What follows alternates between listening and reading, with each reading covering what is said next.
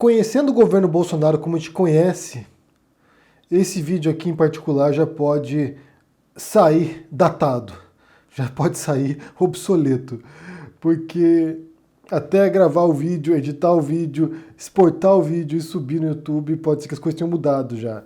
Inclusive ontem eu publiquei um vídeo na Carta Capital que eu tinha medo de acontecesse isso, de que o vídeo entrasse e já fosse tarde demais, já tivesse mudado o cenário. Porque mais uma vez começam a surgir histórias de que o Mandetta vai cair e parece que agora é sério o negócio. Agora não é mais a questão se o Mandetta será demitido ou não, mas quando, e pode ser uma questão de horas, pode ser ainda hoje ou pode ser ao longo dessa semana. Mas o Mandetta vai cair. Mas antes de entrar nesse tópico aqui e abordar um pouquinho mais sobre isso, eu quero ler um texto para vocês que eu vi ontem e me chocou bastante. Pode parecer que não tem relação nenhuma com esse momento, mas tem. Então diz o seguinte o texto: não se trata de política, é algo mais sério, é questão de caráter. No ano de 2011, eu fui convidado para falar numa reunião da Comissão de Direitos Humanos e Minorias da Câmara Federal. Durante minha fala, eu contei que um dos envolvidos em torturas na cidade de Foz do Iguaçu, o então tenente Expedito Ostrovsky, disse, por ocasião da minha prisão, que a minha mulher não teria a filha que estava esperando, que eles dariam um jeito assim que ela fosse presa. No momento em que eu contava esse fato ocorrido em 69, o deputado Jair Bolsonaro, apontando o dedo para mim, disse aos gritos que eu não poderia ter sobrevivido à tortura, que deveriam ter me matado, e acrescentou: só matando para que os comunistas não tenham filhos, pois a ideologia passa pelo sangue. Então, se dependesse desse monstro, eu não teria minhas filhas, nem meu filho, netos e netas. Portanto, não quero estar no mesmo espaço que as pessoas que apoiam esse psicopata. Não quero que os apoiadores de Bolsonaro entrem em minha casa, nem que telefonem. Oxalá que nem passem pela minha rua. É uma questão de caráter. Não compactuo com pessoas que apoiam alguém que desejou minha morte e que minhas filhas, filho, netas e netos não viessem à vida. Esse texto aqui é de autoria do Aloísio Ferreira Palmar. Ele pertenceu à luta armada durante a ditadura militar, foi preso, torturado. E esse texto expressa muito bem a reação de muitas pessoas para quem ainda apoia o Bolsonaro com fanatismo. Como eu disse em algumas circunstâncias aqui, hoje em dia você tem dois grupos que apoiam o Bolsonaro, basicamente: fascistas e ignorantes. Não é possível que depois de tanto tempo, tantos meses, quase um ano e meio de mandato do Bolsonaro, que as pessoas que apoiam esse sujeito não compreendam aquilo que ele representa. E quando eu comecei a falar sobre o Bolsonaro aqui no canal, quando eu comecei a denunciar e a tentar evitar que ele se elegesse, porque esse era o grande medo que nós tínhamos, que uma figura como essa que chegasse ao poder um dia, eu não fazia isso porque ele era incompetente, porque ele era um deputado do baixo clero, porque ele nunca tinha passado em um projeto, porque ele era um mau deputado. Não. O meu repúdio ao Bolsonaro, a minha reação de nojo ao Bolsonaro, era por questões como essa aqui. Porque ele nunca ocultou aquilo que ele pregava. Ele nunca tentou mascarar o que ele era.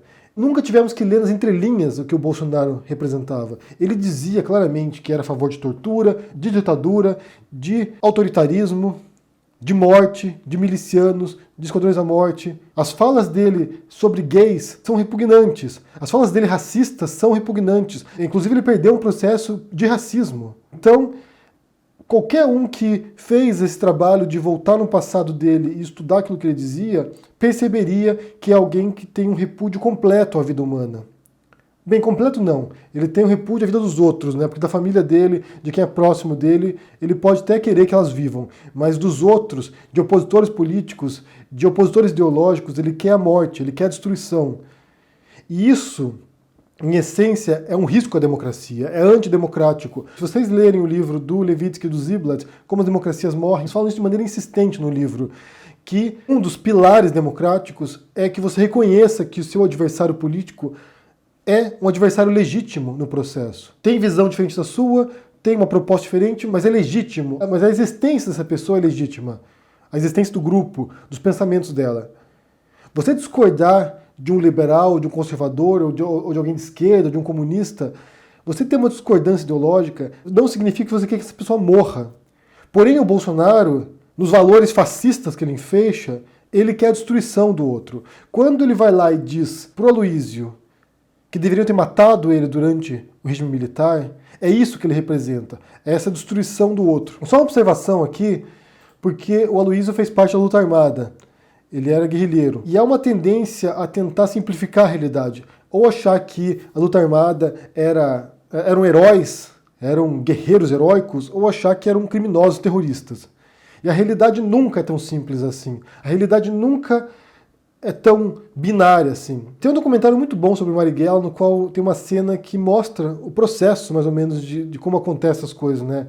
Tem uma entrevistada que fala o seguinte: você é arrastado para isso muitas vezes. Não é uma escolha, não é você assim, um dia vou ser da luta armada. Não, as coisas vão acontecendo. Então você tá lá na tua casa, lá, vem um amigo com uma mala para você e fala o seguinte: olha, eu preciso que você esconda essa mala para mim.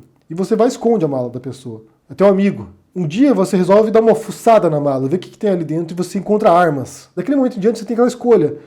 Se eu ocultar essas armas, para o governo repressivo, eu também sou um criminoso. Então você é puxado para a clandestinidade muitas vezes, não é uma escolha. Então muita gente que entrou para a luta armada não é porque era heróico, é porque foi arrastado por isso, dadas as circunstâncias. Se a gente não faz o esforço de compreender o momento histórico, seja o atual agora, seja no passado, isso não nos dá muita clareza daquilo que realmente aconteceu e das sutilezas dos processos. Mas mesmo assim, esse texto do Aloysio expressa muito bem um sujeito que foi eleito por milhões de brasileiros, que representa na cabeça dos brasileiros alguns valores que sabe-se lá quais são.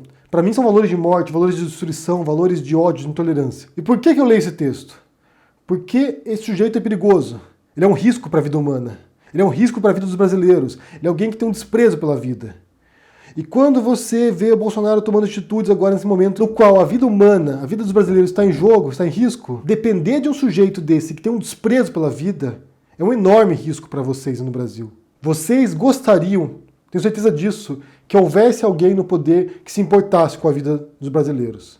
Que não se importasse apenas com a reeleição, que não se importasse apenas com questões ideológicas, que não se importasse apenas com questões políticas. Como eu disse no vídeo mais cedo hoje, mostrando alguns exemplos de governantes que estão lidando de maneira responsável e séria, e como você tem mulheres líderes que estão fazendo isso, era isso que vocês queriam, mesmo sem saber, mesmo se você é bolsonarista agora.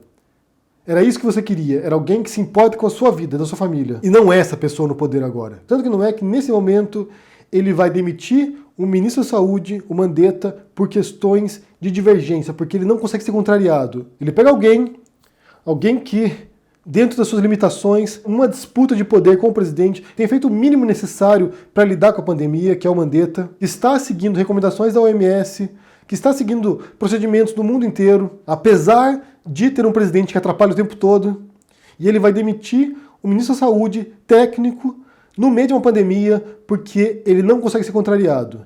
Porque é um monstro. Porque ele não se importa com a vida humana. Basicamente é isso. É alguém que ainda hoje minimiza o impacto da pandemia, minimiza os riscos para a vida dos brasileiros, minimiza aquilo que pode acontecer no Brasil. Só para você ter uma ideia do que está acontecendo já está acontecendo, não é semana que vem, não é no futuro, já está acontecendo. Eu quero mencionar uma reportagem que eu li hoje, uma reportagem do jornal O Povo. Em maio, Fortaleza terá 250 óbitos por dia, diz Dr. Cabeto. Conforme o Dr. Cabeto, secretário da Saúde, leitos de UTI estão totalmente ocupados e na próxima semana pessoas morrerão nas ruas. Eu vou ler para vocês o comecinho da reportagem aqui, para vocês terem uma noção do que está acontecendo já.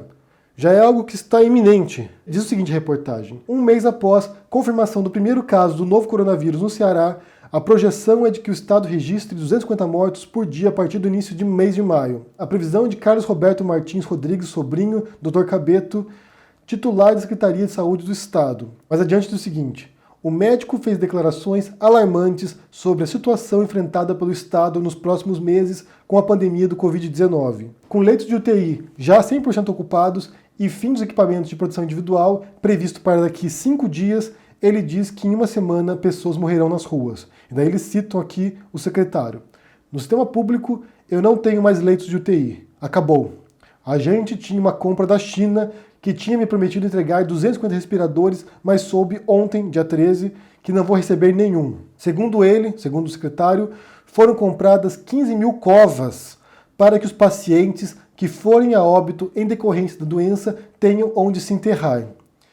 E ele diz o seguinte: os EPIs, os equipamentos de proteção, máscaras, viseiras, luvas que são necessárias à proteção do profissional de saúde, eles têm 5 dias de estoque. Estou escrevendo ao ministro, no caso ao Mandetta, que já está para cair, como eu disse, que o sistema de saúde do Ceará colapsou e que nós vamos começar a ter morte de pessoas não entubadas e já estão tendo. Então o cenário previsto para o Brasil não é também dos mais bonitos, não é dos mais favoráveis. Já viu isso em Manaus, que é a única cidade do estado do Amazonas que tem UTI, já estão completas também, são poucas UTIs, já estão completas. Agora o Ceará dando alertas também de que o negócio já entrou em colapso, na verdade. Segundo o secretário de saúde de lá, já entrou em colapso, já não tem mais como atender pessoas em UTIs. Sério, gente, o negócio é complicado demais.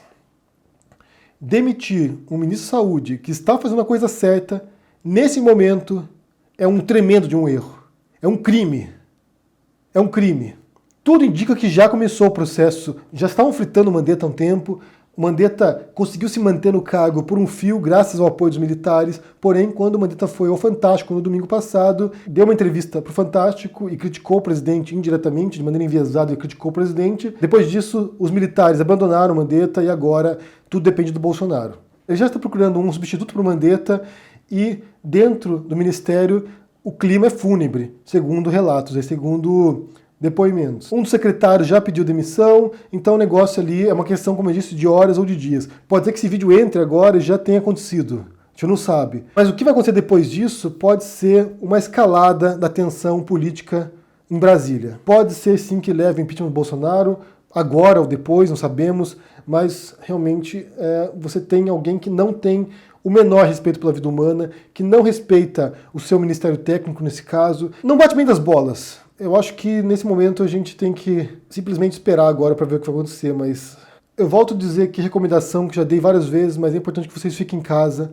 É o único modo para se proteger, para proteger os outros. Não tem nenhum outro modo. Como vocês viram aqui, no Ceará já entrou em colapso o sistema de saúde. Ele já não tem mais como atender as pessoas nas UTIs lá. Não tem. E isso vai começar a se reproduzir em outros estados também, em breve. Então fiquem em casa, se protejam. Se vocês fazem parte do grupo de risco, se protejam porque é essencial para vocês isso. E se vocês não fazem parte do grupo de risco, também se protejam, que a doença também tem vitimado pessoas que não pertencem ao grupo de risco. Então fiquem em casa. A pior coisa é vocês repetirem o erro de outros países. Outros governantes minimizaram também o risco, acharam que não ia acontecer nada e agora estão vendo o pior. Não cometam o mesmo erro. E é claro que isso dependeria de uma decisão central do governo Bolsonaro, né, que o Bolsonaro tomasse as rédeas disso, mas não esperem isso dele. Se ele não faz isso, vocês devem fazer. Eu quero saber o que vocês pensam sobre essa questão do Mandetta, que ainda está se arrastando, na verdade, né? Essa questão aí está, essa queda de braço tem alguns dias e agora, aparentemente, semana vai se encerrar isso.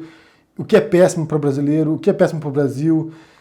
E também sobre o texto que eu li aqui do seu Aloísio e sobre esse cenário retratado no Ceará agora. Se vocês têm algum conhecimento sobre isso, ou se em algum outro estado você também já tem notícias sobre esse tipo de colapso do sistema, deixe no comentário aqui embaixo, deixe o joinha, assine o canal, ajude no Apoia-se, se cuidem por aí, gente, e a gente se vê por aí. Tchau!